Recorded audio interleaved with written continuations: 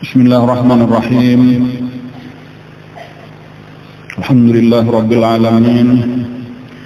Assalatu wassalamu ala asyrafil anbiya'i wal mursalin Sayyidina wa maulana Muhammadin wa ala alihi wa sahbihi ajma'in, amma ba'd. Alhamdulillah, pada hari ini kembali kita bisa hadir di majelis ta'lim kita ini semata-mata karena taufik hidayah Allah Subhanahu wa taala. Mudah-mudahan taufik hidayahnya terus diberikan kepada kita, amin ya rabbal alamin. Kita masih lagi menyambung pelajaran tentang peristiwa peperangan Khaybar. Ada 8 benteng di daerah Khaybar itu nanggenal-genal, terbagi kalau secara garis besar kepada 2 bagian. Jadi ada bagian yang pertama itu ada 5 benteng, kemudian karena ada bagian yang kedua ulang ada tersisa 3 benteng lagi. Nah, walaupun bagian yang pertama itu sebenarnya terbagi juga pulang kepada 2 daerah, cuma berait aja, jadi kadang-kadang disatukan aja itu. Nah, dan itu sudah kita pelajari bahwa 5 benteng itu sudah dikuasai oleh orang Islam.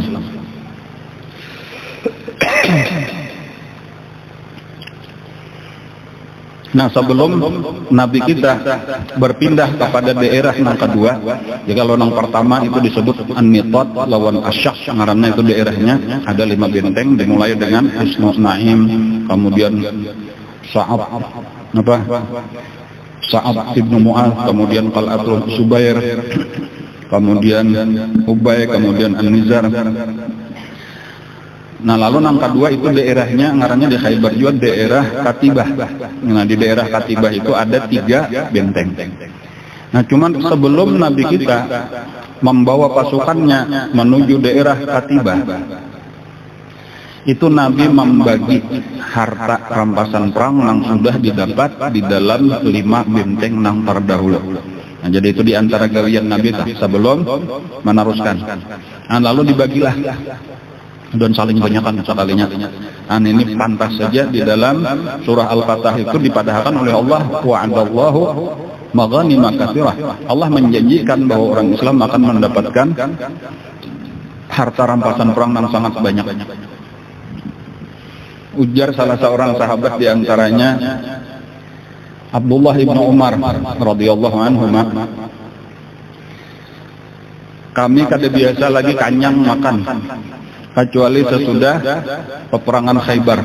Artinya sebelum-sebelumnya tuh kata kawa lagi disambat sugih, disambat berduit, kecuali sudah bulik di Khaybar hanya merasa akan sugih. Nah, karena banyak benar dapat bagian harta rampasan perang daripada Khaybar. Bahkan banyak diantara orang-orang muhajirin itu mengembalikan pemberian daripada orang-orang Ansar dahulunya. Jadi dahulu sebahagian daripada orang muhajirin itu diberi harta oleh orang Ansar. Nah, ada nang sebuah kebun diberi. Imbas sudah bulik di Khaybar itu dibulikakan ulang nih, nah harta ikan bahari. Ujarnya ini sudah keberian kada, aku mayu aja sudah ini harta dari Khaybar. Kayak itu. Karena mereka memang kada apa yo? Kada tamak. Waktu kada ada diberi orang diterima, sekarang sudah ada bulikakannya pulang. Kada nang sayang aja jadinya mararan banyak karena kayak itu.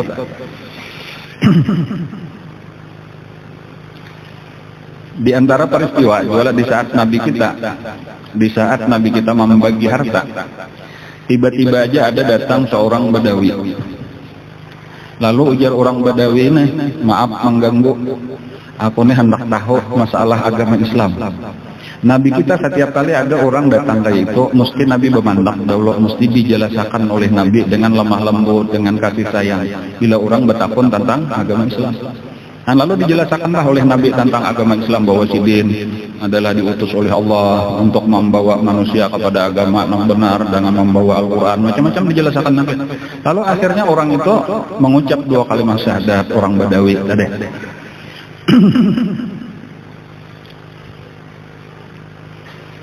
Lalu diberi Nabi harta rampasan perang juga sebagai mu'allaf ngareman.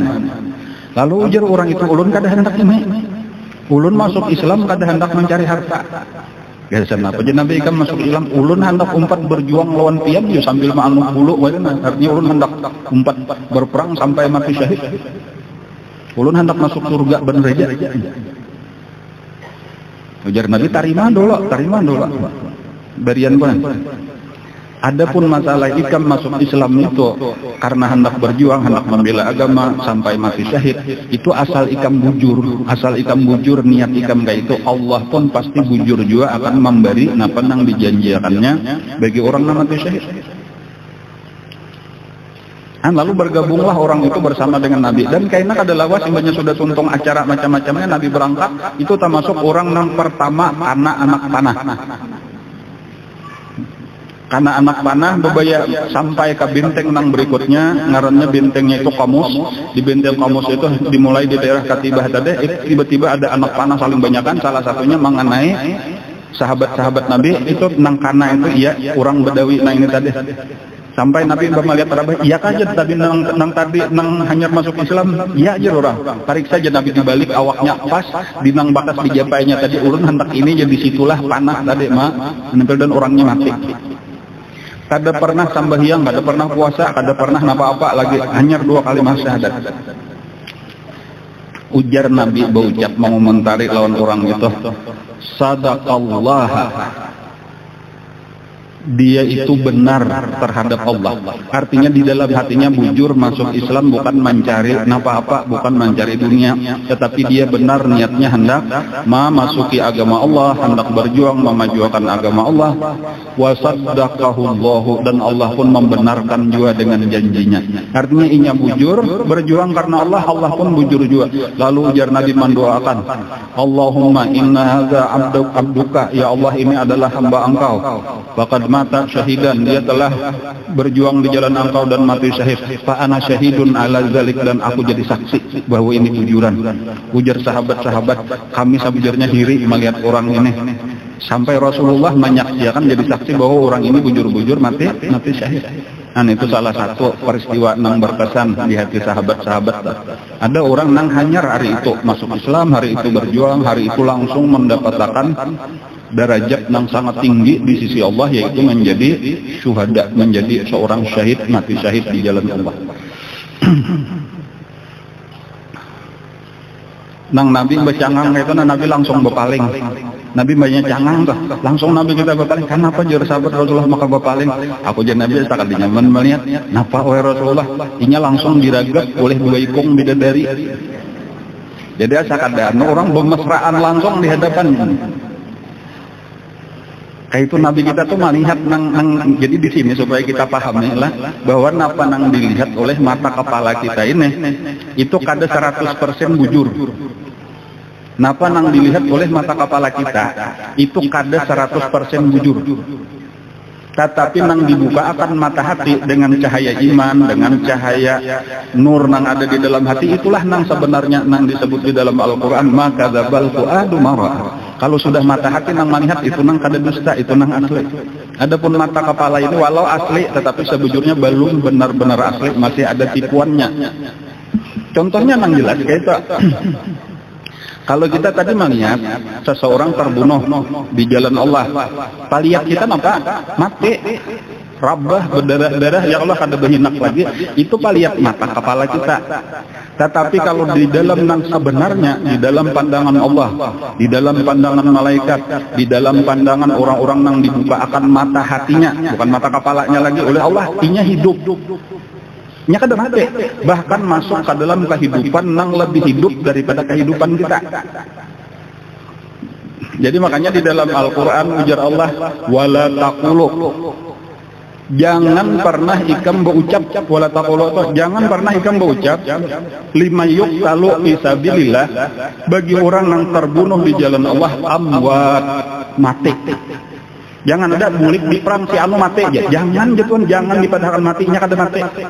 Bal ahya, bahkan mereka tetap hidup, itulah kehidupan yang sebenarnya.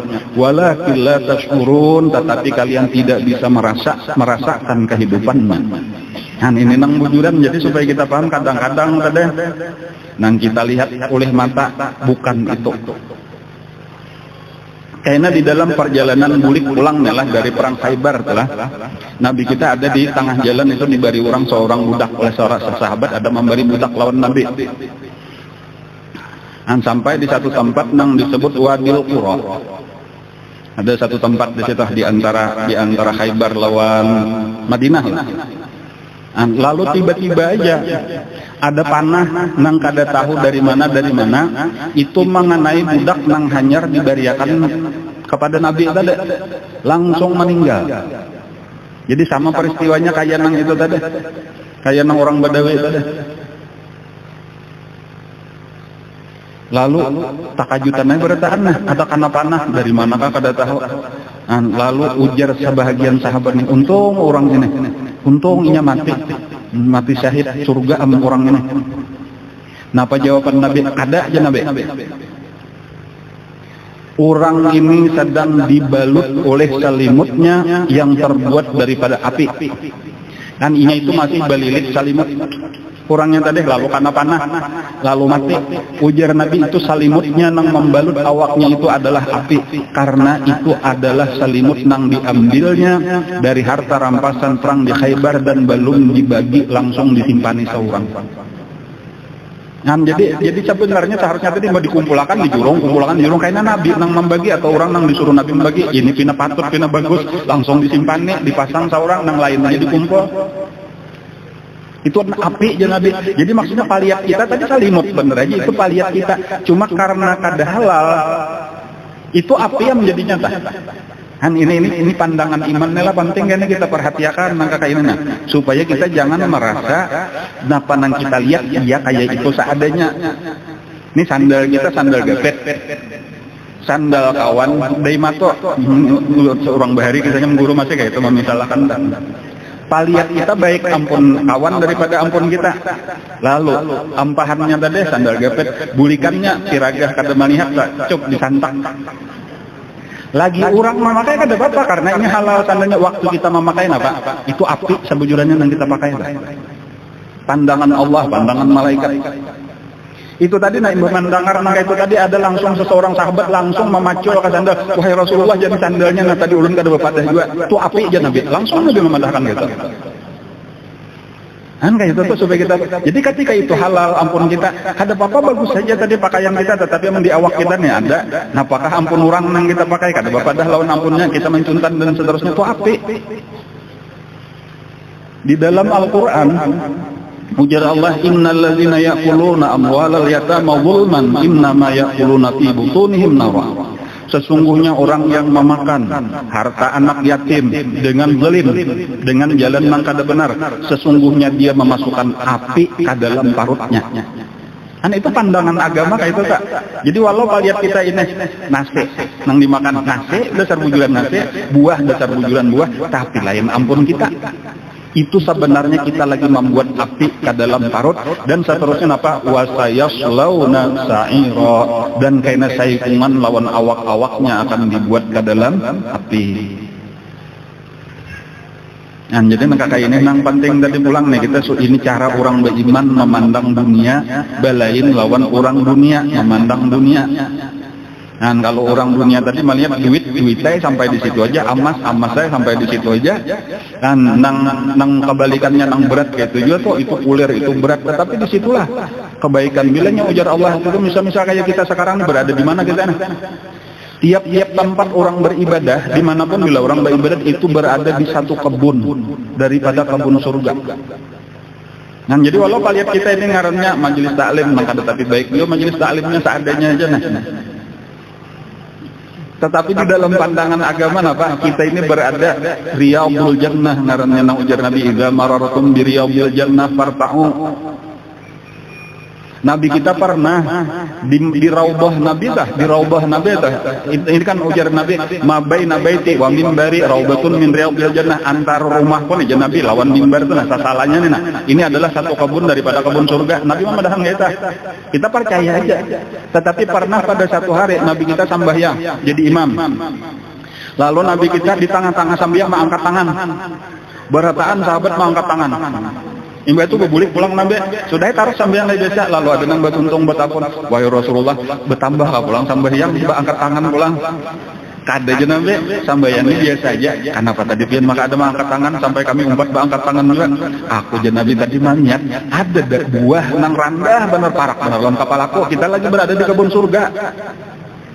Hendak tadi aku memutik ujar Nabi, cuma bebayu sudah tajam kagandangan kita masih di dunia lagi belum saatnya kain aja ini bersabar aja dulu. Kain aja jangannya aku putik tadi kemam makan bertamnya Nabi buah surga. Nan namanya paham nang itu nih makanya iman nih penting. Iman itu nang ditanamakan oleh Rasulullah pamulaan kepada sahabat-sahabat. Jadi iman itu adalah kita percaya nang ada dilihat oleh mata. Bahkan sampai-sampai kita kada percaya lagi lawan mata kita. Kita lebih percaya dengan mata hati nang berisi iman, itulah nang kita percaya. Jadi walau berat, tapi kita tahu ini baik, kita siap menggawi. Makanya orang bingung, kenapa aja hakun uyuh-uyuh, kenapa maka hakun belapar-lapar, misalnya puasa. Karena ini nang diridai Allah. Kenapa maka hakun duit tuhuk mencari, sekalinya disumbangkan di antara kakapuh. Karena inilah nang kita milik kita bujur-bujur. Ini nang disimpan di akhirat, nang diganda-ganda akan Allah, nang kita tukarakan makanan jadi tahi bener nang kita tukarakan pakaian jadi lap kain buruk bener nang kita tukarakan kendaraan jadi besi rongsokan bener kayak itulah seterusnya. Nah, lalu ada satu kesempatan nang di sini kita boleh pendidikan nang luar biasa tadi insyaallah pendidikan tarbiyah nabawiyah ngarnya kita rencanakan. Nah insyaallah akan mengalir terus menerus karena ke dalam kubur. Bila kita iman dasarnya kada merasa berat tak? Ya mudah-mudahan tak kumpulan sekitar 100 jutaan insyaallah habis sampai hari ini insyaallah.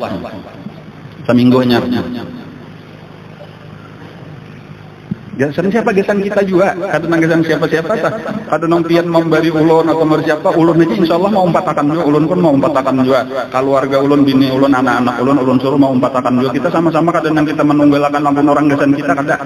Bahkan kita memulaiakan mencontohkan gesan orang karena gesan siapa nang mengeluarkan siapa nama nang manabung inyalah nang untung.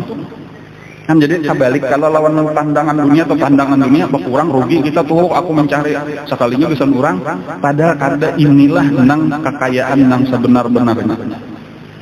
Nang kayak ini nang terjadi lawan sahabat-sahabat baharita nang wani habis harta gesan agama. Kan cuman apa habis tuh kadang nang habis talawasan kayaknya digantikan Allah pulang jauh lebih banyak. Datangan pulang karena harta, beriakan pulang, habisakan pulang, datang pulang kayak itulah seterusnya. Dan hasilnya apa? Sugih di akhirat. Dikubur aja kisahnya kalau lah dikubur gada tah sehari aja dikubur itu malamnya dipindah orang. Di kebun ada kalau kisah kayak itu tah seharian rame sudah masuk kubur siang, bayar hendak malam pada berpikir kayak apa kira-kira malamnya rame bener nih belempuk pulang nih. Sekalinya saja sudah datang malaikat pian jadi suruh berpindah ke kebun nang subalah pulang. Aku hendak anu aja isok aja lah berpindah jadi tawar isok aja berpindah. Aku hendak marah sana malamnya belum. Kada aja malaikatnya nih perintah sudah pian mesti berpindah. Percaya hanya lebih baik malam nang di situ daripada malam di sini. Sekalinya dasar rame buat parak subuh pulang. Dipindah orang pulang aku siangnya belum tahu jadi nang kedua ini kada usah kata bapak di siang nang disabuting baik pada nang di sini itu saben hari 2 kali sehari dipindah orang. Lalu betapa namanya apa maka kayak ini karena inilah arti amal jariah. Dan sumbangan-sumbangan pian terus dipakai orang jadi pahala pian bertambah terus saben hari siang dipakai orang bertambah pahala pian berapa nang menggunakan pesantren di situ nang mengajar nang menuntut ilmu nang beribadatan nang mengaji di majelis taklim. Kan lalu harus itu sampai hari kiamat itu artinya sampai kapan digunakan orang saitulah terus menerus mengalir saitulah derajat kita padahal masih di dalam kubur kata kawan di kita di surganya kayak apa kayaknya. Kan bila paham kayak itu ya kan ada sayang lagi tadi gesan apa garang kita bercari ya gesan nang kayak inilah sabujannya. Bukan gesan memuasakan nafsu kita kada karena memuasakan nafsu itu di dalam kubur dan di akhirat walahum fiha ma tashtahi anfusuhum walahum fiha ma tad'un nuzulam min ghafurir rahim. Karena di surga itulah napa nang kita hendak puasakan di situ sepuas-puasnya. Dan disinilah kita beriman mengirim sebanyak-banyaknya. Ini tadi sebahagian daripada kisah yang terjadi sebelum memasuki daerah nang kedua nang disebut dengan Katibah di Khaybar. Ada pertama tadi pertama Nabi membagi rampasan perang. Kemudian yang kedua tadi ada kisah orang Badawi masuk Islam tetapi langsung terbunuh. Kemudian ada lagi satu peristiwa, tiba-tiba aja, nah pemimpin suku Ghatafan, nang Bangaran Uyainah ibnu Hasin, nang asalnya hendak membela orang-orang Yahudi, kemudian kembali kada jadi karena ada teriakan. Nah itu lalu bebulik kada jadi sampai alhamdulillah akhirnya Nabi kawama menguasai separuh sudah Khaybar, ternyata datang lagi. Jadi asalnya kan ketika kita buliki sedikit kisahnya, ngalah kalau mungkin sebahagian ada nang kada mengikuti sepenuhnya kisahnya. Ketika Nabi kita hendak berangkat ke Khaybar, menyerang Khaybar dari Madinah, dan orang-orang Yahudi ini tahu cagar kedatangan pasukan Madinah, pertama mereka ketakutan karena memang sudah diulah di dalam hati Yahudi itu ketakutan lawan orang Islam. Nah lalu mereka mendatangi suku-suku nang ganal nang ada di sekeliling Madinah. Di antaranya nang pertama ngarannya suku Murrah, Bani Murrah. Tetapi itu menolak, bubuhan Bani Murrah ini menolak kada hakun. Kami takutan, kami kada wani umpatan. Dan bahkan mereka tahu bahwa Yahudi itu pasti kalah. Sudah tahu jadi kada hendak umpat. Nah, bubuhan Bani Murrah ini kada hakun. Lalu didatangilah nang kedua Bani Ghatafan ngarannya. Bubuhan Ghatafan ini nang dipimpin oleh kepala suku nang Al-Ahmaq Al-Muta, ujar Nabi orang nang bungul nang ditaati. Nah ngarannya Uyainah bin Husain. Nang setiap keputusannya tuh banyak luput pada kanak. Enggak luput bila mana tapi disayangi, dituruti benar oleh kaumnya karena kaumnya orang lebih aja juga. Nah lalu ini jadinya sampat hakun karena sebenarnya ditawari oleh Yahudi kayak itu, bila ikam hakun membela kami, umpat berperang membela kami melawan pasukan Islam, karena bilanya kami menang, kami beri setengah daripada kurma nang ada di Khaybar waktu panen. Jadi saapa satahun pakulihnya kurmanya saling banyakan. Lebih 40.000 batang kurma itu ada di Khaybar. Jadi Khaybar itu pusat kurma di Arab. Saparo karena kami beriakan lawan bubuhan ikam. Nah, mendengar cagar diberi saparo, bersedialah Uyainah ini untuk mengirim pasukan sebanyak 5.000. Jadi kada alang-alang lagi 5.000 pasukan itu nang mendatangi ini langsung tokoh besar nang Bangaran Kinanah ibnu Rabi ibnu Abil Huqaiq itu adalah salah satu tokoh besarnya berdua nang tinggal waktu itu itulah tokoh besarnya pertama Kinanah, kemudian nang kedua Salam ibnu Muskim. Nah cuma Salam ibnu Muskim itu garing nang kaina ya ditangkap oleh Nabi, ditawan dan dibunuh itu di benteng nang kedua. Jadi Kinanah ini lakinya oleh Siti Sofiyah kemujurannya itu nang kayaknya diambil bini oleh Nabi. Nah lalu Kinanah inilah nang menjanjikan tadi lawan Uyainah kayaknya diberi separuh daripada kurma Khaybar. Nah, imbah kami panen asal ikan menolong. Nah lalu siap menolong dengan 5.000. Pertama langsung Kinanah bulik itu sudah dikawal oleh 1.000 orang. Dan kemudian karena lalu Nabi kita lewat daripada perkampungan Ghatafan itu lalu diiringi lah lagi dengan 4.000. Nah, nang ditawarin Nabi macam-macam supaya berbulik karena berat benar juga Kang. Di Khaybar aja kan 10.000. Ditambah 5.000 nang daripada Ghatafan jumlahnya 15.000. Sementara Nabi berapa pasukan Nabi? Cuma 1.400. Coba bayangkan 1.400 jakanya melawan 14.000 aja dah. Itu sudah 10, ini 1.400 melawan 15.000. Lebih 10 kali lipat. Kan jadi jajar Nabi jakanya kawan dikurangi barang nang 5.000 nih barang kada usah maur-aur nah. Tapi karas sampai di antara negosiasinya tuh ujar Nabi kayak itu aja nah. Bilanya ikam nih hakun babulik tatap kayaknya kami bari juga saparo. Artinya kada usah ikam berperang lawan kami karena kami menghargai ikam kada jadi membela Yahudi. Karena bilanya kami menang, kami kuasai, karena kubariakan dan Nabi saparo. kada hakun. Ujar Uyainah, ikam tuh kada tantu manang, bahkan aku yakin ikam kalah. Kayak itu Uyainah. Sampai akhirnya di antara negosiasi nang kedua, itu nang diutus Nabi adalah Sa'ad ibnu Ubadah, itu tokoh daripada Ansar. Ujar Sa'ad ibnu Ubadah kayak itu aja, nah ikam bulikan nang 5.000 ini, nah kadu jangan umpatan membela, karena kami perang dan kami yakin menang, kami bariakan berataan. Hasil kurma setahun ini gesan ikam berataan. Amunnya tadi ikam umpat Yahudi, seandainya inya menang juga hanyar dibarinya tabaro, ada ini kami dijanjikan Allah sudah pasti menang. Jadi nyata menang, kami yakin menang, cuma supaya tak kurang tak aur-aur bener ya. Bulikan ikam karena kami beriakan berataan. Ya tukaras, hanya itulah orang kada pintar tadi tuh. Jadi apa masalahnya dia maka kada akon, inya kada pintar itu aja sebujurnya sebutnya. Lalu sudahlah ujar Nabi, sudah hasbunallah wa ni'mal wakil, kadahkan sudah kita seadanya aja.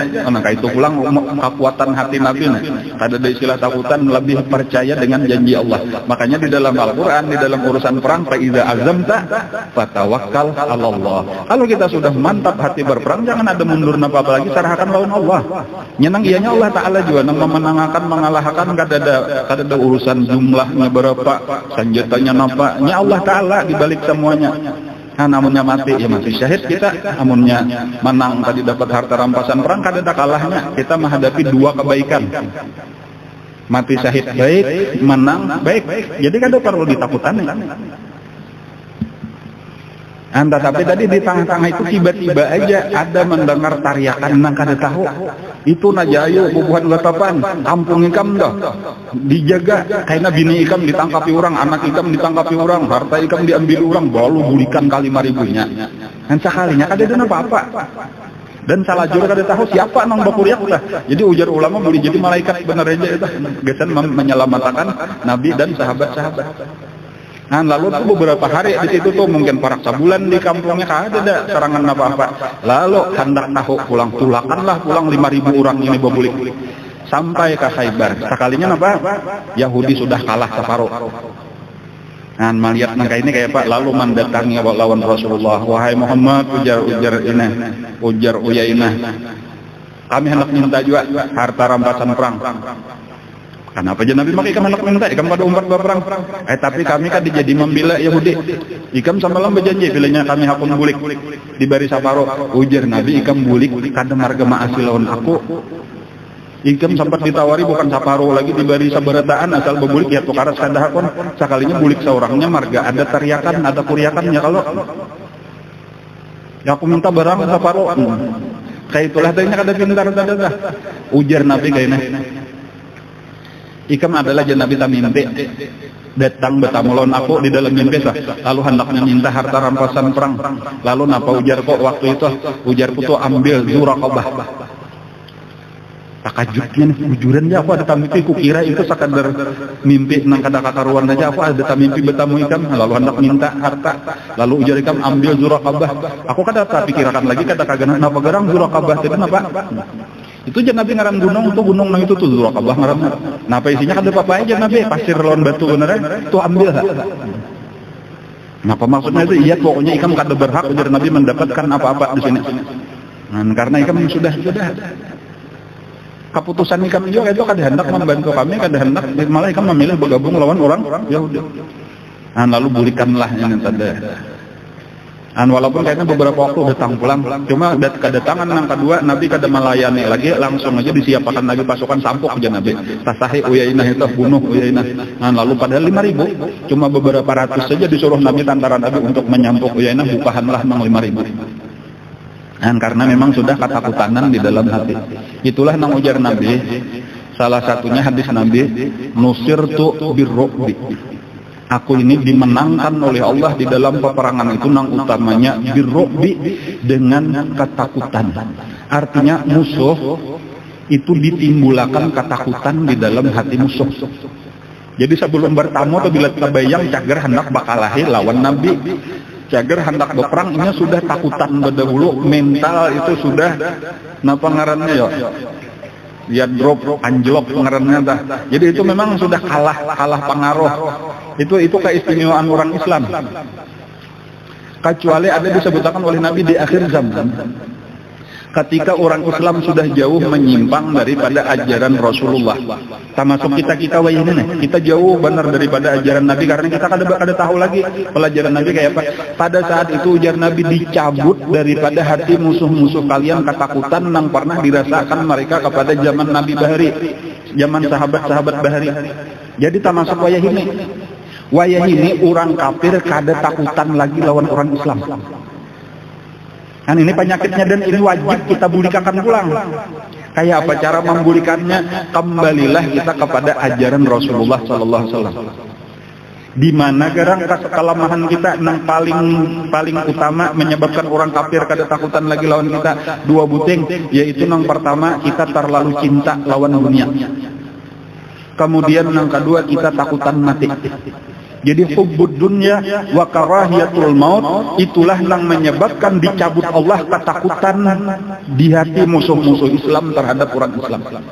Jadi bilanya kita tanamkan kembali di hati kita jangan lagi mencintai dunia, nang kita cintai Allah, nang kita cintai Rasulullah, nang kita cintai akhirat. Dunia yang diberikan Allah kada sayang lagi kita gunakan gasan membela agama Allah pada saat itu, dan kita kada perlu takutan mati.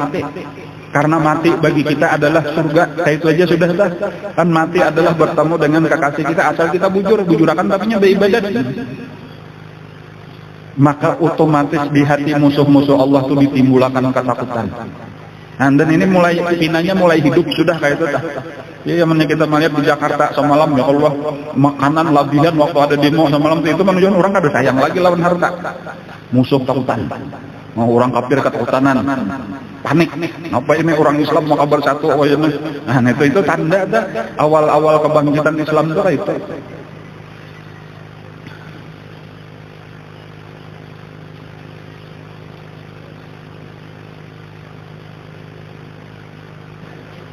Nah lalu Nabi kita mulai bergerak menuju benteng atau menuju daerah yang disebut Katibah. Di daerah Katibah itu bagian kedua daripada Khaybar. Jadi ada salah di situ kelompok yang pertama tadi An-Nitat lawan Asyak. Di situ ada 5 benteng. Kemudian ada tanah kosong. Kemudian di situ ada pulang perkampungan ngarannya Katibah. Nah di daerah Katibah itu ada 3 benteng nanggana.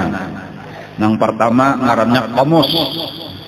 Di benteng Qamus inilah benteng utama daripada Kinanah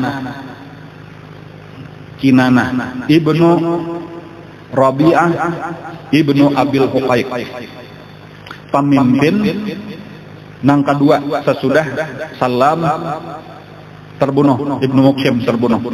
Jadi pemimpin saat itu adalah ngarannya Kinanah ibnu Rabi'ah ibnu Abil Huqaiq. Ngaran bentengnya tadi Al-Qamus, huruf qaf mim sad pakai waw, Qamus.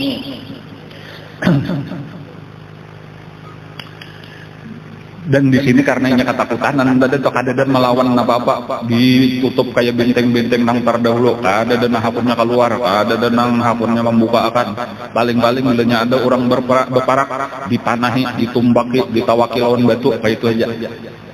Nah, maka Nabi pun sulit benar. Satu-satunya alat tadi menjanik karena itu dari jarak jauh aja jauh pulang, amunnya kaparakan seorang juga pulang nang kana. Nah, makanya di sini termasuk nang lawas Nabi kita Mahadang itu mengapungnya itu aja kurang lebih selama 14 hari. Nah, jadi muyak juga Jakarta toh mengapungnya hanya bertahan terus. Dan sampai pada hari nang ke-14 Allah memasukkan ketakutan luar biasa ke dalam hati orang-orang yang ada di dalam benteng. Karena inilah tadi ujar Nabi, nusirtu birru'bi. Dalam satu riwayat, nusirtu birru'bi masirat syahrin. Aku itu ditolong Allah dengan ketakutan di hati musuh, padahal perjalanan masih sabulan. Sabulan lagi Nabi hanya sampai, itu musuh sudah timbul takutan. Dan padahal lawas lagi hanya sampai jauh benar nanti. Nah, itulah pada hari yang ke-14 itu Kinanah ini tadi hendak memasang tali busur. Jadi tali busur itu terbuat daripada kulit. Jadi kulit binatang, kulit sapi, kulit unta itu busurnya tadi kayu yang panjang, lalu kayaknya ujungnya dikaitkan, lawan ujungnya ini dilantur, ya kalau lah dikaitkan itu jadi semakin kuat talinya, semakin kencang karena cuma memerlukan tenaga nanggana. itu tuhuk hendak mengaitakan dah, ada mau kawat. Padahal biasanya gencang, tarik kait akan sabuting ditarik, nah ini ditarik, masuk akan tak kait lah sudah. Ini tuhuk kalapasan sampai kesakitan tangan kada kawat. Napa artinya? Artinya gugup, artinya menggetar-getar, ketakutan, gelisah hati. Itulah nang maulah stres tadi tuh hano kinana. Akhirnya putus asa, kenapa aku ini memasang ini aja nak kata kawat, kenapa maka kayak ini? Nah, lalu akhirnya berpaling, halnya kakawanan di belakang kayak itu juga, pemimpinnya aja sudah ketakutan, panik, dilihat ya kakawanan, kada denong kena sampurakannya lagi muha pucat ceritaan sudah, kenapa kita maka kayaknya 14 hari sudah dikepung, kada cagar lapas, maka Nabi lawan sahabat sakahandak sudah 5 binteng dikuasai, makanan sakahandak, senjata saling banyakan sudah. Lalu akhirnya tahu ucap kita menyerah aja yuk. Akur jo langsung berataan, sekalinya berataan anak benar menyerah sudah. Dan cuma kita harus mengadakan perjanjian dulu, kita harus mengadakan bepandir supaya kita jangan rugi. Nah, lalu rapatlah tokoh-tokoh ini kayak apa caranya supaya kita ini menyerah dengan baik. Dan walaupun sebenarnya sudah talambat menyerahnya atau talambat, aturannya jangan hendak mulai lagi pemulaan, cuma kayak inilah tadi kisah Yahudi nih keras. Dan lalu akhirnya mereka mengirim utusan. Lalu mengajak damai, walaupun damainya sudah talambat. Kenapa maka ini hendak damai lagi pemulaan benar? Pemulaan Nabi datang itu sudah diberi pilihan. 3 pilihan itu saban kalian Nabi mendatangi orang berperang itu pasti diberi 3 pilihan. Pilihan pertama yang paling nyaman, cukup sekedar mengucap 2 kalimat syahadat. Paling nyamanan sudah masuk Islam berarti sudah jadi saudara-saudara kami, hartanya kada di apa-apa, nyawanya kada di apa-apa, bahkan akan ditolong, dilajari agama, dibimbing supaya selamat dunia akhirat. Bahkan bila ada orang menyerang dilindungi. Kan itu nyaman banget, itu pilihan paling nyaman sudah, dan itulah memang tujuan utama daripada agama kita. Dan lalu pilihan yang kedua, tatap dalam agamanya. Kada pernah ada dikarasi masuk agama Islam. La ikraha fid din, kada ada bakal karasan. Kami kada hendak masuk Islam, kami hendak agama kami, silahkan. Han cuma wajib bayar jizyah. Bayar jizyah itu 1 tahun sekali, dan ditentukan sebagai gantian zakat bagi orang Islam. Dan dengan kompensasinya apa? Dijaga oleh orang Islam. Pertama tetapinya syaratnya hukum Islam harus dilakukan. Kada boleh berulah hukum-hukum seorang yang bertentangan lawan Al-Quran. Kehidupan harus sesuai lawan agama Islam, kecuali ibadah silahkan. Ibadah menurut keyakinan masing-masing. Kewajiban orang Islam lah menjaga. Bila ada musuh menyerang, orang Islam nang memelihara. Dan menjadi ngarannya zimmi, kafir zimmi atau muahadah. Nah, lalu bila kada hendak juga pilihan pertama, kada hendak juga pilihan kedua, maka pilihan ketiga perang. Nah, ini tadi sekalinya mereka memilih pilihan yang ketiga. Ketika Nabi pemulaan datang dahulu, datang ke Khaybar, tadi diutus Nabi, diberi pilihan apa jawabannya? Hadangi di luar benteng. Kayaknya sebentar lagi datang jawaban. Sekali bubaya membuka benteng, langsung menyerbu, saling banyakan menyerang. Kan kayak itu. Jadi inilah jawaban kami, artinya jawaban kami perang. Dan jadi jelas benar sudah ini hendak berperang. Sudah di akhir-akhirnya kayaknya hanya kami sudah siap bayar jizyah. Ujar Nabi, jizyah itu sebelum berperang. Namun yang sudah berperang ini sudah menyerah, maka ini kada ada jalan lain hanya kepada hendak jizyah. Nah, kata kawal lagi. Jadi bang kayak apa? Kada ada jalan, menyerah aja sudah. Menyerah berataan sudah, tunduk kenapa ujar kami. Nah, lalu mereka sebenarnya berhak dibunuh, hendak dibunuh, tasarah aja lagi sudah, kayak sebagaimana Bani Quraisyah dahulu. Nah, cuma lalu mereka memohon kayak ini aja, najahnya kata kawajua, kami izinkan untuk kami keluar daripada Khaybar. Jangan dibunuh, itu aja sebutin permintaan lagi. Karena Nabi berhak untuk membunuh. Jadi tolong selamatkan kami dan keluarga kami mau mengungsi. Nah, mengungsinya mesti keluar Jazirah Arab. Jadi mesti menuju negeri Syam, negeri Syria. Nah, lalu diizinkan oleh Nabi. Jadi disuruh keluar, tinggalkan, jangan ada lagi nang tinggal di Khaybar. Silahkan bawa keluar dengan syarat. Nah, ini pulang Nabi nang boleh syarat hendak Nabi aja karena memang kekuasaan Nabi, Pak. Jadi syaratnya kada boleh membawa senjata. Senjata wajib ditinggal. Satu. Kemudian yang kedua, kada boleh membawa emas dan perak. Karena itu duit pada waktu itu tuh emas lawan perak dan berupa baik berupa duit ataupun berupa pakaian ataupun emas nang batangan ngaranna tah. Kada boleh dibawa. Kemudian silahkan membawa nang lain-lain semampu-mampunya, termasuk anak bini. Dan jangan lagi bertinggal dia di Jazirah Arab supaya keluar.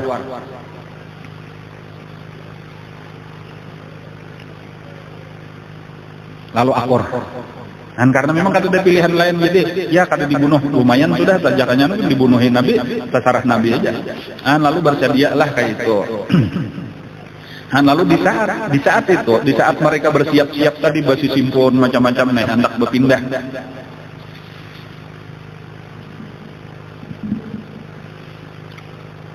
Lalu ada datang di luar Khaybar, sebenarnya masih ada perkampungan Yahudi, tetapi kada kenal. Jadi ada perkampungan Yahudi nang halus-halus saja. Di antaranya ada ngarannya daerah Padak. Kemudian ada lagi daerah Taima. Kemudian tadi ada yang disebut dengan Wadil Qura ngarannya. Nah itu di situ banyak Yahudi nang lain. Nah lalu ada dari daerah Padak dan dari daerah Taima itu datang utusan Yahudi. Jadi ujar Yahudi ini nang dari Padak lawan Taima, kami ini mendengar artinya apa nang terjadi di Khaybar dan kami takutan kalau terjadi di kampung kami. Jadi ini sudah takutan dahulu juga, ini nang paling utama nang panggogonalnya daerah Yahudi Khaybar sudah ditundukkan, apalagi kampung kami ujar buhan Padak lawan Taima. Nah akhirnya kita nyata kalah sudah, baik kita menyerah berdahulu aja. Nah jadi kami ini bepadah menyerah berdahulu, kami siap untuk bayar jizyah. Kayak itu. Lalu diizinkanlah oleh Nabi karena ini belum berperang lagi. Jadi silahkan aja ikam pengarnya berdiam di kampung ikam.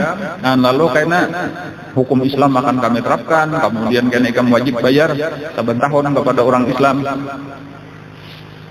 Nah lalu mendengar kayak itu tadi, lalu tiba-tiba aja bubuhan tokoh-tokoh Khaybar itu berpikir pengarnya bepandiran pulang musyawarah, kita ini daripada kita keluar daripada Khaybar menuju negeri Syam, sementara kita kada tahu di situ kayak apa, kada ada bagian harta apa kayak apa kita hidup, terlalu sulit sebujurnya kita ini kayak apa amun kita urus bepandir lawan Nabi Muhammad. Nah supaya kita diizinkan tinggal menumpang di Khaybar walaupun ini sudah milik orang Islam.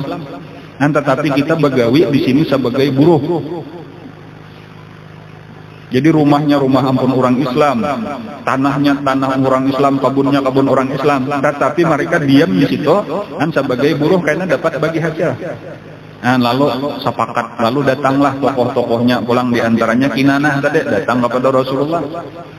Ujar Kinanah tadi, kami wahai Muhammad ada bepandiran, kami memohon diizinkan kami berdiam di sini aja karena kamilah nang tahu daerah Khaybar, kami nang sudah menguasai pertanian perkebunan di sini.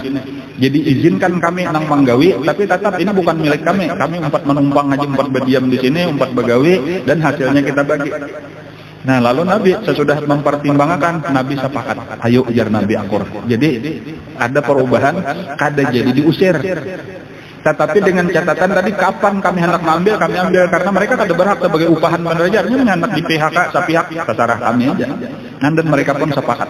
Lalu akhirnya diizinkan oleh Nabi bahwa mereka tetap tinggal di Khaybar, menggawi kebun dan seterusnya tadi, dengan hasil karena setiap tahun dibagi dua. Ini bahasa kita nang dikaduakan nata dia pengarangnya nata kayak itu pernah terjadi sudah di zaman Rasulullah. Jadi karena belinya setahun berapa hasilnya bagi dua, separuhnya gesan orang-orang Yahudi, separuh dikirim ke Madinah, hasil daripada perkebunan yang utama yaitu kurma. Dan kurma di situ aja lebih daripada 40.000 batang. Tadi kada tahu kayak apakah 40.000 batang apakah hasilnya kada tahu juga. Lalu ketika Nabi mengumpulkan harta, jadi nang hartanya hendak diangkut oleh Nabi berataan, itu tadi langsung ketiganya aja telah 3 benteng nang ngaran tadi Qamus, kemudian nang kedua ada Salalim ngarannya yang Allah, kemudian nang ketiga Watih, ngarannya ada Watih, ada Salalim, ada Qamus, itu di Katibah tadi ketiganya langsung sama aja dikuasai oleh orang Islam. Nah lalu Nabi menakut-nakan. Nabi ini menakut-nakan lawan Kinanah, karena Kinanah ini tadi kawin lawan Sofiyah. Bahkan ada yang menyebutkan Sofiyah itu ditangkap di apa artinya ditawan itu di benteng nang sebelumnya, tetapi ada yang memadahan di benteng Kamus inilah sebenarnya karena kumpul lawan nang laki. Nabi menakut-nakan di mana harta Huyai bin Akhtab, abahnya Siti Sofiyah ini nang dibawanya ke Khaybar dari Bani Nubair dahulu. Kan asalnya di Madinah, tokoh di Madinah ini Bani Nubair. Lalu ketika sudah diusir, itu inya tulak ke Khaybar, itu hartanya saling banyakan emas perak, saling banyakan dibawanya ke Khaybar. Lalu Nabi menakut-nakan terutama lawan rajanya nang di Khaybar, Kinanah sekaligus Minanto. Di mana artinya harta Huyai bin Akhtab. Ujar Kinanah kada tahu. Ujar Nabi kada boleh disembunyikan.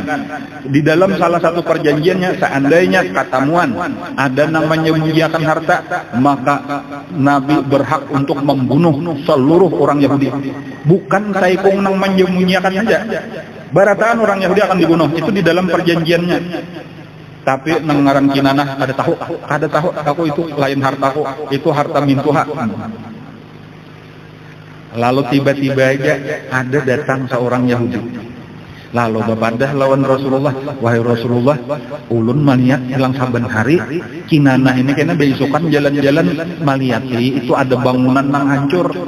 Itu bangunan kan ada didiami orang lagi, bakas bangunan sudah rusak. Tapi katuju benar kena masuk ke dalam situ, jalan-jalan kena keluar pulang. Dipariksa ada apa-apa di dalam. Lalu dikiawan Nabi lagi Kinanah pulang, Kinanah. Padahal kan lagi sekali di mana harta Huyai bin Akhtab.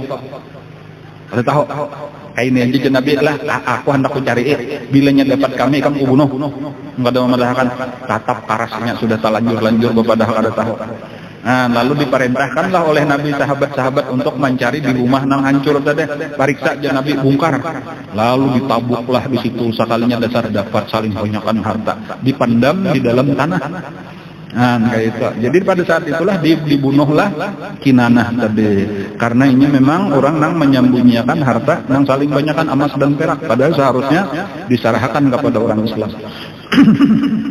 Nah, inilah kisah daripada aturannya, tabujurannya. Nah itu bilang aturannya barataan dibunuh tadi karena perjanjiannya kayak itu. Kan cuma minta maaf benar Yahudi yang lain, wahai Rasulullah, kami jangan dibunuh, kami kada tahu kisah. Ini kesalahan Kinanah benar aja. Walaupun memang perjanjiannya tadi kayak itu, bilanya ada namanya bunyikan Nabi berhak untuk membunuh seluruh Yahudi. Nah, tetapi Nabi disinilah nangaran kasih sayang pamarasan Nabi. Akhirnya kadada nang dibunuh oleh Nabi kecuali saikung Kinanah tadi aja. Lalu Kinanah lah nang disumbalih nang dibunuh. Dan bahkan nang disuruh membunuh itu adalah Muhammad ibnu Maslamah karena sebagai balasan saudaranya sudah terbunuh yaitu Bangkaran Mahmud ibnu Maslamah itu terbunuh di Khaybar. Dan lalu diampuni Nabi, barataan orang Yahudi diampuni. Artinya kan jadi dibunuh. Nah, lalu kaina Siti Sofiyah tadi bininya Kinanah inilah nang akhirnya dikawini oleh Rasulullah. Nah lalu ada seseorang daripada bibinian Yahudi ngarannya Zainab bintul Harith. Hanang bapadah lawan Nabi, kami ini mengucapkan terima kasih kada dibunuh padahal kami barataan berhak dibunuh. Nah izinkan kami hendak menjamu pian lawan sahabat-sahabat. Nah inilah nang akhirnya memasakkan kambing. Nah, lalu betakunnya lawan orang Islam, kalau Muhammad itu Nabi Muhammad itu nang paling katuju kambing itu di bagian mana? Ujar sahabat, Nabi itu biasanya bila pemulaan mengibit kambing itu mesti bagian bahu. Jadi paha atas nang mukanya dah. Bahu nang di muka disitulah nang paling cocok paling katuju Nabi. Kambing itu saikungan, kambing guling ngarannya diracunnya. Tetapi nang dibanyakinya maracun di antangan bahunya tadi, disitulah nang paling banyak racunnya. Nah, Zainab ini adalah bininya Salam nang dibunuh di benteng nang kedua nang Salam Ibnu Muqsim, nang garing orangnya tokoh Yahudi, nang asalnya kepala pemimpin keseluruhan daripada Yahudi. Tetapi waktu Nabi menguasai benteng nang kedua, benteng ngarannya Sa'ab Ibnu Mu'adz, di situ kan di benteng Sa'ab Ibnu Mu'adz itu pertama makanan paling banyakan, kemudian ada menjanik, ada dababah ngarannya, kemudian ada birmil, apa itu birmil itu apa? Drum nang berisi anggur, berisi apa? Minuman keras. Kemudian ada orang nang garing tokohnya nang kata kawa buka, yaitu ngarannya Salam Ibnu Muqsim. Nah, Salam inilah nang dibunuh. Nah, Zainab ini bukan anak. Zainab bintul Haris ini adalah bini oleh Salam Ibnu Muqsim. Nah, kemudian pulang tadi Zainab bintul Haris. Al Haris itu berdua bading juga lawan siapa ngarannya nang dibunuh oleh Sayyidina Ali atau oleh Muhammad ibnu Maslamah eta maskap lah ngaranna eta nang jagoan nang harap bener bakal lahir samalam tah. Nah itu tah. Jadi walhasilnya balas dendam karena keluarganya banyak dibunuh. Jadinya hendak benar membunuh Rasulullah. Lalu kisahnya tadi Nabi dudukan lawan sahabat, lalu disuruhilah makanan. Cuman nang diandak di hadapan Nabi inilah nang beracun. Nang khusus dimasakkan oleh Zainab bintul Haris. Lalu sudah siap makanan lah Nabi kita bersama sahabat-sahabat. Jadi lalu Nabi menjemput langsung pas benar nang kayak disebutkan sahabat tadi. Nabi mah ambil nang di bahu atas. Langsung dikibit Nabi, langsung disuap oleh Nabi. Tetapi Nabi bebaya menyuap, Nabi menahan. Kada ditabuk oleh Nabi. Bebaya masuk ke muntong berenai Nabi kita. Kada menakuk-nakuk, kada bermamah-mamahan lagi. Beberapa saat hanyar itu dikeluarkan oleh Nabi, hanyar diludahkan oleh Nabi. Langsung Nabi mau ucap tahan biar Nabi. Jangan ada nang memakannya. Kecuali saikong. Jadi saikong sudah ada nang di tangan, sudah ada nang menyuap, dan ada saikong sudah nang menaguk. Nah, ngarannya Bashar Ibnul Barra. Nah, Bashar ini yang sudah menyuap menaguk. Lalu Bashar itu berucap, kenapa ya Rasulullah ulun sudah tertaguk-taguk? Nah, kayak itu. Ujar Nabi, ini kambing bepadah lawan aku. Inya bepadah ulun sudah diracun. Nah, kayak itu. Kan langsung aja Mbak itu rabah si Bashar tadi langsung rabah, lumpuh. Kata kau bergerak lagi seluruh anggota badan. Dan ada nang lain gak sawat menyuap. Jadi nang menyuap Nabi sempat menyuap, cuma sempat meludahkan kata menaguk. Adapun Bashar tadi sawat tertaguk. Inilah nang lumpuh. Lalu dicari oleh Nabi, panggil ke Nabi siapa tadi nang memasak, maka ditangkaplah nang bangaran Zainab bintul Haris tadi, ditangkap dibawa ke hadapan Nabi. Lalu ditakoni Nabi, kenapa maka ikam meracun? Bujurkah ikam meracun? Nggih, mengakunya. Kenapa maka meracun? Nah, karena pian tahu aja jadinya sudah napa nang pian perbuat terhadap keluarga ulun, terhadap kaum ulun. Dan maka ulun berucap, seandainya pian raja, maka selamatlah kami. Amunnya sakadar raja benar raja mati, selamat ampiam kami dijajah. Tetapi kalau pian bujur-bujur Nabi, maka pian pasti akan diselamatkan oleh Allah. Nah, Nabi kan sekarang melihat sudah aku diselamatkan oleh Allah. Percaya kan jika Nabi inggih percaya, lalu mengucap 2 kalimat syahadat. Mengucap 2 kalimat syahadat, maka dibiarkanlah oleh Nabi. Dan adapun Bashar tadi itu ujar tuh beberapa bulan, bahkan ada yang menyebutkan 1 tahun lumpuh. Itu sampai akhirnya meninggal. Meninggalnya pun gara-gara racun tadi. Nah, pada saat meninggal itulah dipanggil kembali oleh Nabi Zainab bintul Haris. Tapi itu karena lawas peristiwanya kurang lebih 1 tahun kemudian di Madinah baru dibunuh. Nah, lalu dihukum bunuh karena hukum qisas, karena ini sudah membunuh. Adapun tadi kenapa maka kada dibunuh? Karena Bashar kada mati lagi. Dan cuma lumpuh benar aja, jadi dibiarkan. Dan cuma itu satu keadaan yang kita kata kawa mengomentari, karena orangnya jadi orang baiknya Pak ibadat, benar penuh menyesal, banyak menangis, banyak sembahyang, ya. Walaupun akhirnya dibunuh, tetapi dibunuh dalam keadaan Islam. Jadi kita baik sangka aja lawan Zainab bintul Haris ini. Dan karenanya sudah mengetahui kebenaran Islam. Tetapi itu walaupun tadi Nabi sempat meludahkan, cuma nangaran racunnya itu tetap ada mengalir ke dalam tubuh Nabi. Dan wafatnya Rasulullah beberapa tahun kemudian itu ada pengaruh daripada racun di Khaybar. Makanya Nabi itu pernah berucap kata mazalat aklatu Khaybar tuawiduni, ujar Nabi. Beberapa kali ujar Nabi bahanut timbul makanan di Khaybar itu mailangi aku, artinya sakit benar rasanya bakas makanan di Khaybar. Dan bahkan di saat-saat akhir karena kehidupan Rasulullah itu ada dangsanaknya Bashar tadi menghilangi bibinian, ujar Nabi, wahai dangsanaknya kakaknya Bashar ini nang menimpa Bashar ini sekarang aku rasakan juga. Sekarang ini ujar Nabi sudah beberapa bilah putus urat jantungku dimakannya oleh racun yang ada di Khaybar. Dan itu beberapa hari aja yang itu wafat Rasulullah. Jadi cuma bagusnya apa? Rasulullah itu memang beliau nabi paling tinggi pangkat, tetapi mendapatkan juga pangkat yang di bawah yaitu syahid. Jadi nabi kita itu sebenarnya termasuk mati syahid karena sidin mati diracun di dalam peperangan melawan orang kafir. Kan walaupun sebenarnya syahid itu kalah dengan nabi gitu, cuma nabi jadi dua jangan pangkat sidin. Syahid iya juga sidin, nabi iya juga kan minan nabiyyin wasiddiqin wasyuhada wassalihin, itu orang-orang yang mulia di sisi Allah. Kan Nabi berataan yang dapat sidin, cuma bukti sidin syahid itu sidin karena racun di waktu peperangan dan meninggal karena racun itu.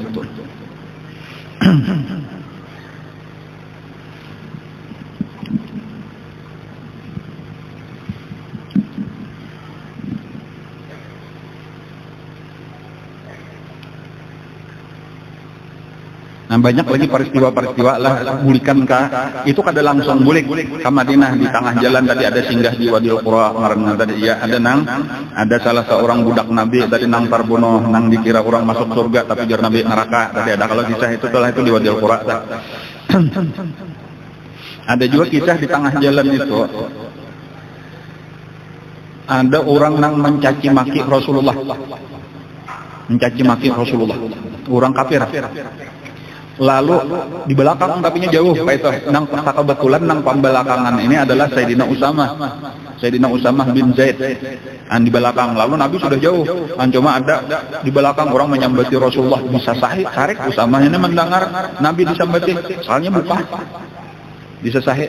Jadi bebulikan mendatangi pulang, menyembati pulang lawan Nabi, tarik pulang Usamah sampai akhirnya Usamah ditarik oleh kawan, sudah Usamah jangan dirani lagi, aura-aura kita ini makin jauh, tapi sah lawan Nabi jauh benar sudah kayak. Jadi Usamah hanya menyembati Nabi ini, jadi aku pada tahan, aku masih hendak bunuh aja orang ini. Dan lalu akhirnya bisa sahih terus oleh Sayyidina Usamah tanpa sengaja tiba-tiba aja orang itu terampak pohon lalu tarabah. Nah imbah tarabah itulah ini Sayyidina Usamah lawan nang kawan tadi lawan nang kawan nang sebujurnya hendak menyebari bubuhan Ansar. Nah, tetapi imbahnya sudah kayak itu tadi menyetarabah tadi langsung diangkat pedang oleh Sayyidina Usamah. Sekali hendak dibunuh ditabasakan pedang ini tiba-tiba orang itu membaca la ilaha illallah Muhammadur Rasulullah. Nang kawan nang Ansar tadi sudah kada jadi menarik ke pedang, tetapi Sayyidina Usamah langsung aja ditabasakan pedangnya, dibunuhnya lah orang itu. Dan lalu ditagur ini kenapa? Maka kamu dibunuh Pak. Ini sudah membaca la ilaha illallah. Inya ujar Sayyidina Usamah membaca la ilaha illallah itu karena hendak malapasakan bulunya beneran daripada tabasan pedang itu. Padahal tadi kan tahu aja sudah ini menghina Rasulullah, menghina agama kita, menghina Quran. Jadi jelasnya orang kafir, hanya pura-pura benar aja hendak menyelamatkan. Lalu akhirnya dibawa ke hadapan Rasulullah. Artinya masalahnya dipadahkan, dipisahkan. Disitulah nang Rasulullah itu sarik benar lawan Sayyidina Usamah. Padahal Sayyidina Usamah ini adalah orang nang paling atau orang nang sangat disayangi oleh Rasulullah. Gelarnya aja Hibbun Nabi, Ibnu Hibbin Nabi. Artinya kekasih Nabi, anak daripada kekasih Nabi. Dan karena diantara nang disayangi benar oleh Nabi, anak angkat sidin nang bangaran Zaid bin Harithah. Adapun Usamah adalah anak daripada Zaid, kayak cucu oleh Nabi. Bakawan benar papantaran lawan Sayyidina Hasan, lawan Sayyidina Husain, nang hidup di rumah Rasulullah. Nah, tetapi kayak itulah tadi ketika tak salah itu sarik benar Nabi, wahai Usamah hujuran kah ikam membunuh padahal orang sudah membaca la ilaha illallah. Inggih ujar Usamah, tetapi ulun tahu inya kata karena Allah membacanya, inya hendak menyelamatkan bulunya benar aja. Ujar Nabi, asyaqaqta qalbah, ikam belah ka sudah dadanya maka ikam tahu kayak itu. Nah di situ kesalahannya Usamah tadi. Kita ini ujar Nabi umirna an nahkuma bidzawahir. Kita ini disuruh Allah memutus dengan zahirnya aja. Wallahu yatawalla sarair. Allah nang menghukum hatinya. Jangan kita jahat sangka orang itu karampot aja, itu riya, itu karena Allah, itu pura-pura, itu lain urusan kita. Ujar Nabi tegas-tegas sudah kupadahkan umirtu an uqatilan nas hatta yaqulu la ilaha illallah. Aku ini disuruh memerangi orang sampai batasannya mereka hakun mengucap la ilaha illallah. Fa idza qaluha, apabila mereka sudah mengucapkan la ilaha illallah, usima minni dima'uhum wa amwaluhum.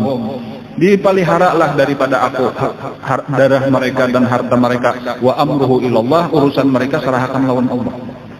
Dan itulah nang Sayyidina Usamah itu menyesalnya luar biasa. Aku kada kau dikisahkan lagi ujar Sayyidina Usamah sesal kota. Kenapa maka aku sampai ke itu tadi emosi. Dan bahkan aku berandai-andai sampai taat kau ucap dia di hati itu. Jika aku hanya masuk Islam hari ini, nah berarti dosa aku diampuni nang tadahulu. Itu merasa sangat bersalah. Cuma pelajarannya lawan kita tadi apabila kita sudah tahu orang membaca la ilaha illallah, sudahlah berarti itu orang Islam. Masalah kayak apa kelakuannya, kayak apa perbuatannya, kita jangan mencampuri, jangan kita jahat sangka, jangan memandang orang munafik, ini orang kafir, pura-pura aja, jangan sarahkan lawan Allah Ta'ala. Dan bilanya orang Islam, orang membaca la ilaha illallah Muhammadur Rasulullah berarti orang Islam. Setiap orang Islam berarti saudara kita. Nah kayak itu.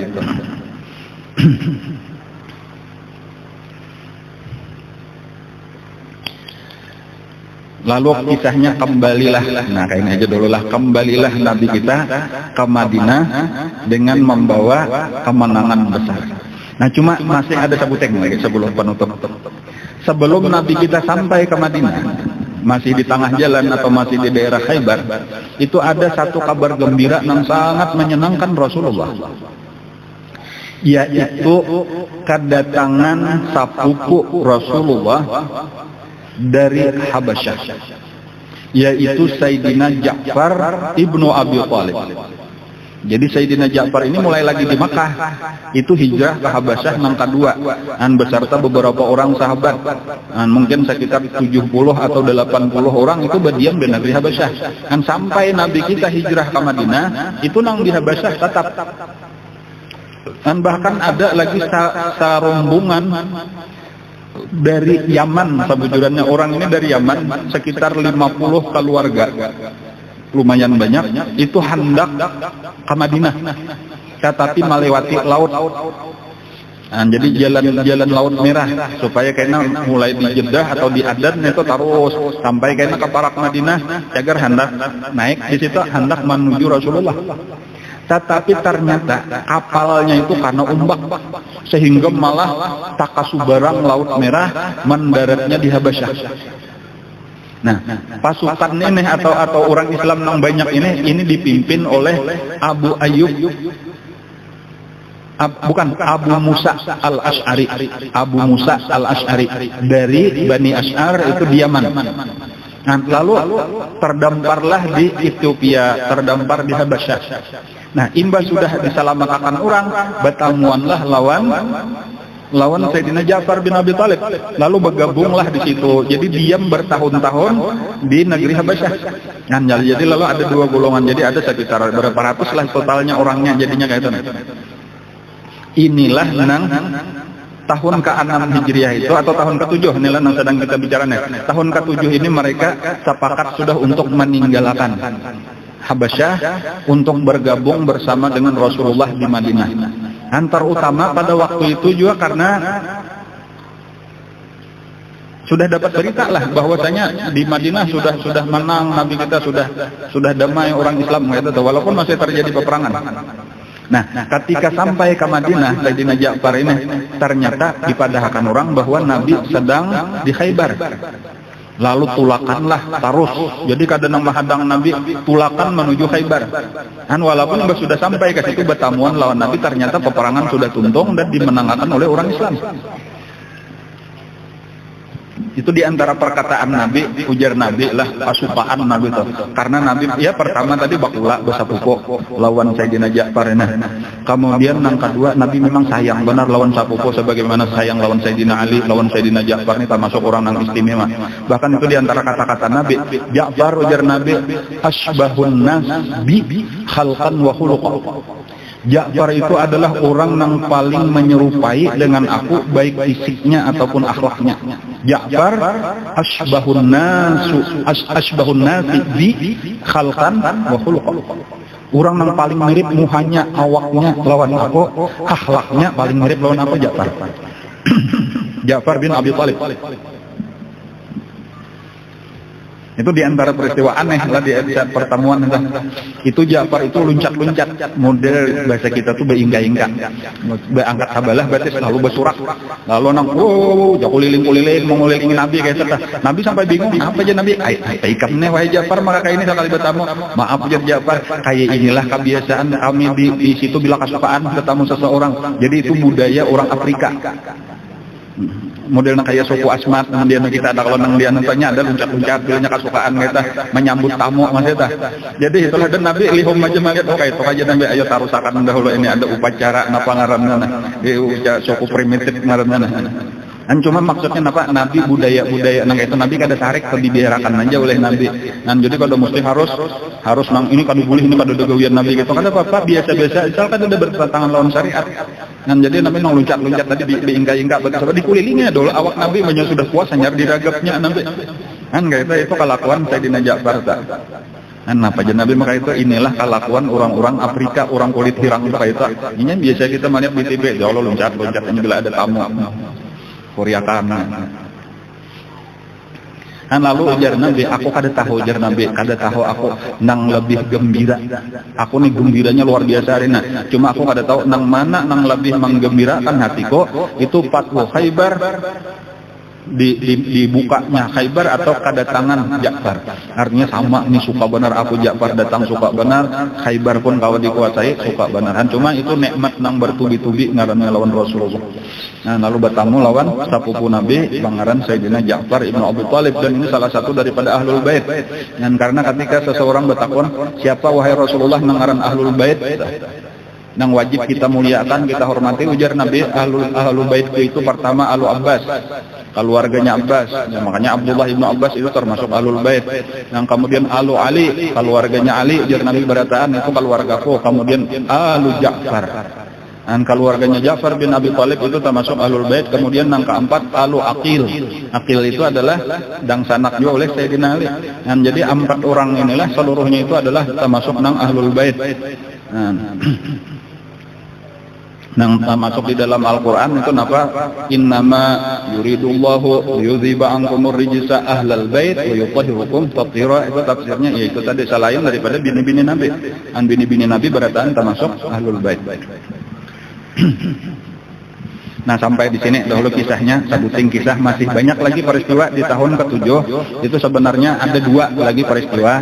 Yang pertama Rasulullah mengirim surat kepada raja-raja yang ada di sekeliling Madinah dan bahkan sampai di luar nang jauh daripada Madinah kerajaan-kerajaan dikirimi surat yaitu untuk diajak masuk Islam. Itu satu peristiwa nang kaina terjadi di tahun ke-7. Kemudian nang kedua di akhir tahun ke-7 yaitu sampai di bulan Zulqa'dah pulang itu Nabi kita melaksanakan umrah nang tertunda. Jadi kan tahun dahulu tahun nang ke-6 itu Nabi kita hendak umrah cuma tertahan di Hudaybiyah. Dan sampai ada terjadi perjanjian Hudaybiyah. Dan sampai terjadi ada baiat syajarah ngarannya baiatur ridwan. Dan lalu di antara isi perjanjian pertama gencatan senjata 10 tahun lawan orang Quraisy, kemudian yang kedua tahun depan Nabi boleh mengerjakan umrah. Tahun ini kada boleh. Nah kayak itu. Nah, lalu jadi kayaknya 2 itulah lagi nang terjadi sebelum memasuki tahun ke-8. Nah, walaupun mungkin kayaknya ada beberapa yang perlu kita ketahui tentang surat-surat nang dikirim Nabi kayak apa kisahnya, kemana-mana Nabi mengirim siapa-siapa nang diutus oleh Nabi, kemudian apa-apa nang terjadi hasil daripada surat-surat itu. Dan kemudian yang ketiga, yang kedua kayak apa tadi peristiwa kisah apa ngaranna umrah nang disebut dengan umratul qada. Umratul qada artinya umrah qadaan nang seharusnya tahun tadi dilaksanakan ditunda tahun berikutnya.